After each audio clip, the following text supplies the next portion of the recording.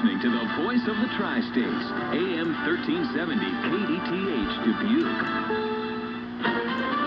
This is CBS News on the Hour, presented by Indeed.com. I'm Deborah Rodriguez. It's a good day. Minnesota Governor Tim Walz celebrating the CDC's new guidance on unmasking indoors for the fully vaccinated. We'll be fully signing the executive orders to remove the statewide mask mandate, but there will be decisions that can be made by local businesses, by local jurisdictions, and certainly in the healthcare industry is relatively normal. These people in Salem, Massachusetts say they'll stay covered up. It just makes me a little nervous to see how quickly we're relaxing. I think for now it's just better safe than sorry. The CDC does not lay out a plan for requiring proof of vaccinations. The head of the country's second largest teachers union says it's time for kids to go back to classrooms. Randy Weingarten heads the American Federation of Teachers. We can and we must reopen schools in the fall for in-person teaching, learning, and support.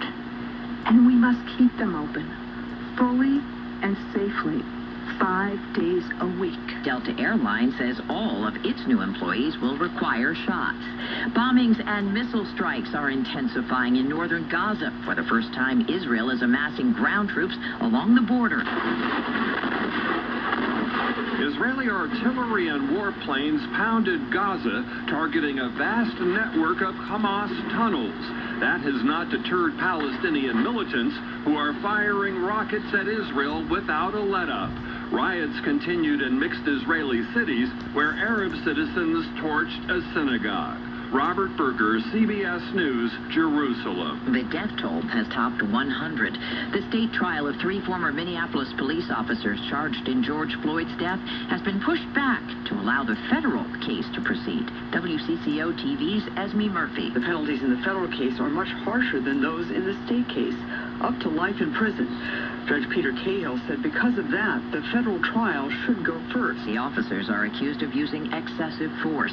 Philadelphia Health Commissioner Thomas Farley has resigned over his decision to cremate and dispose of human remains from a 1985 police bombing that targeted members of a black anti-government group.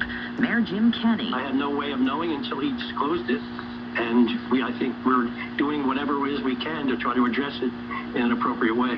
We have Spencer Silver to thank for those little squares we jot things down on. Unleash your creativity, one square at a time. Silver, who invented Post-it notes in 1974, has died. He was 80 years old.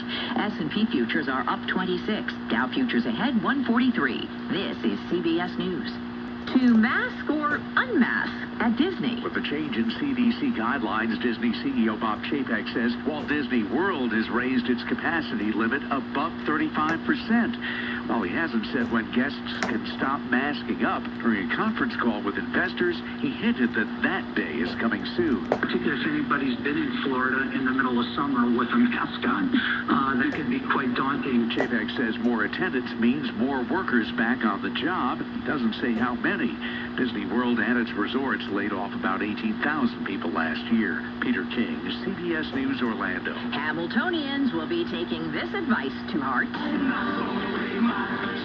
Producers say they'll mandate COVID vaccines for all employees, including the cast and backstage crew on Broadway's most popular show. Deborah Rodriguez, CBS News.